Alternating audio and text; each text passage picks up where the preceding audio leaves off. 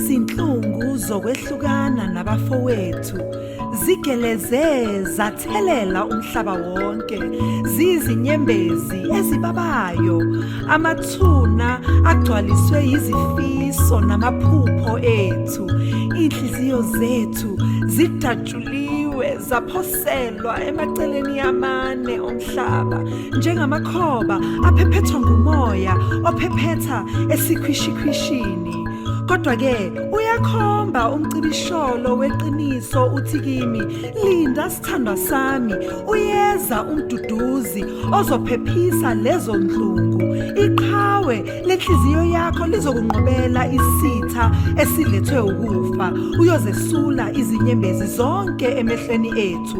Ukufa akusiya bakhona, nokudabuka, nokukhala, nobuhlungu akusiya kuba khona.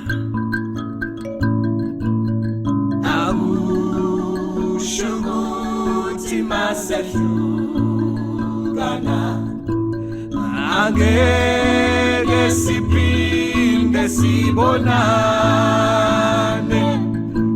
alikho nithemba ukhona uThixo sophinda nje sibonane. Kuba buhlungu masihlukana, kuba buhlungu masingaphelele, kodwa siyazi ngelinye ilanga thina siyohlangana. Kuyoba khona injabulo engapheli ngale, kuyoba khona intokozo engapheli ngale, ngoba siyazi ngelinye ilanga thina siyohlangana.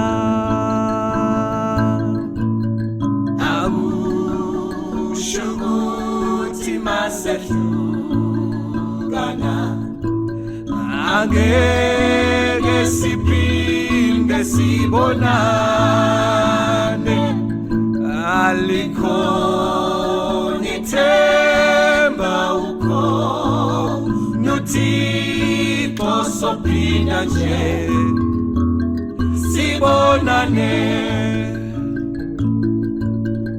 Inhliziyo yenu mayingakhathazeki, kholwani kuNkulunkulu likholwela kimi.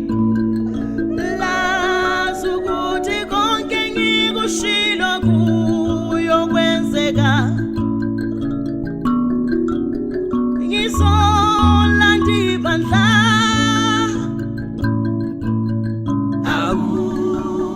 Shukuthi masehlukana angeke siphinde sibonane,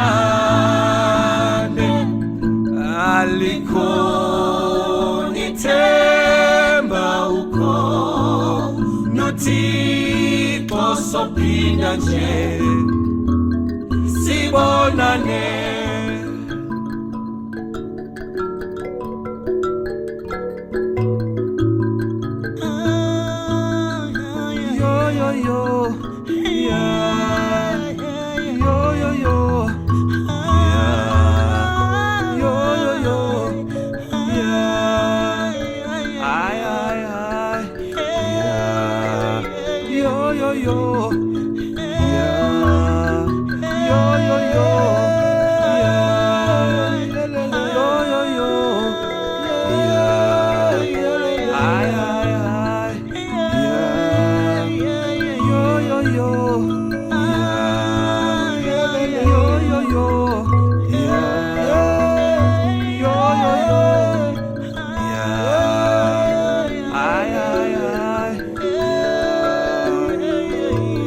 Ngizojabula ngizothokoza inhliziyo iyokhala izinyembezi zenjabulo.